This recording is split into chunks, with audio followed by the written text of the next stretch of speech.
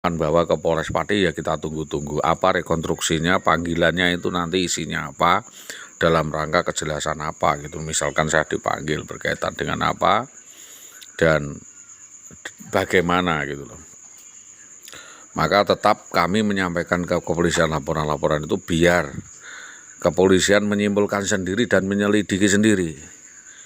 Itulah. Nanti kalau kita tahu-tahu memberikan laporan, memberikan bukti ini tidak sesuai dengan bukti, kayak sia-sia. Artinya bahwa tidak tepat yang dibutuhkan itu apa.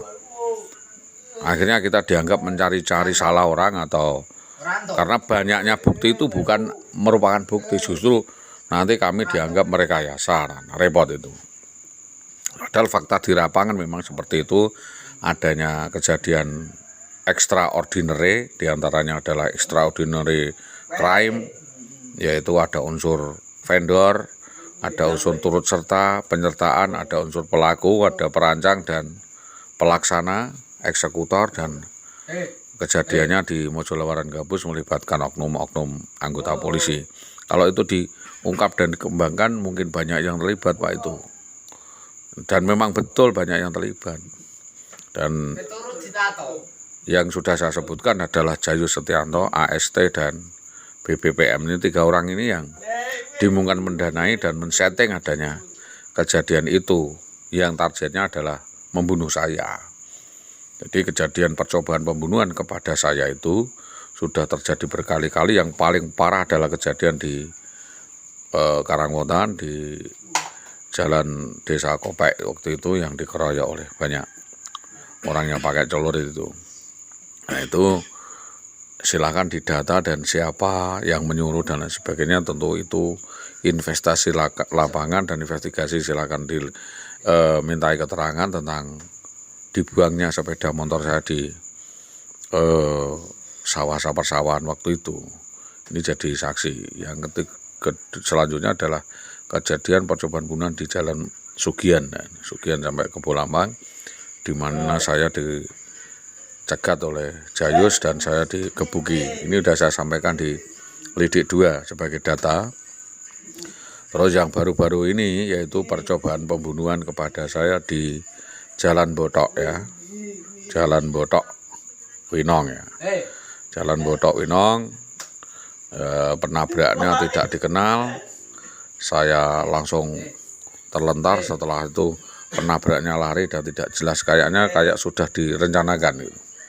Bukan suatu kejadian yang biasa, tetapi hal yang luar biasa.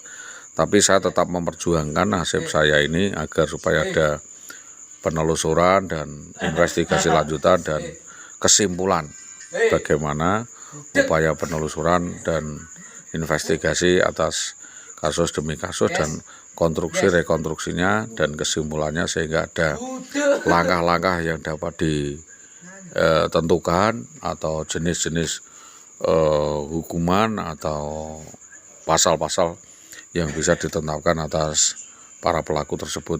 Yang kita cari ya pelakunya itu tadi. Kalau saksi-saksi udah saya sebutkan panjang lebar, ini, terutama kalau di desa itu, kalau di tingkat dinas itu, dan mungkin di atas sudah kita teliti sampai ke Mabes Polri. Artinya bahwa kejadian ini sudah saya laporkan ke pemerintah negara dan diturunkan sampai Polres, dan Polres patut ya melangkah dan segera menyelidiki, mencari kebenaran daripada kejadian demi kejadian yang dialami oleh saudara Sorry Guliati. Itu yang dapat kami sampaikan atas kerjasama yang baik semua pihak, terutama adalah kepolisian, baik Polsek Winong, Kanit Polsek Gabus, dan Kanit Polsek Tambak Romo segera menyimpulkan dan menetapkan saudara IWW, oknum guru di SD 03 Tambak Romo ini, terutama untuk dapat ditetapkan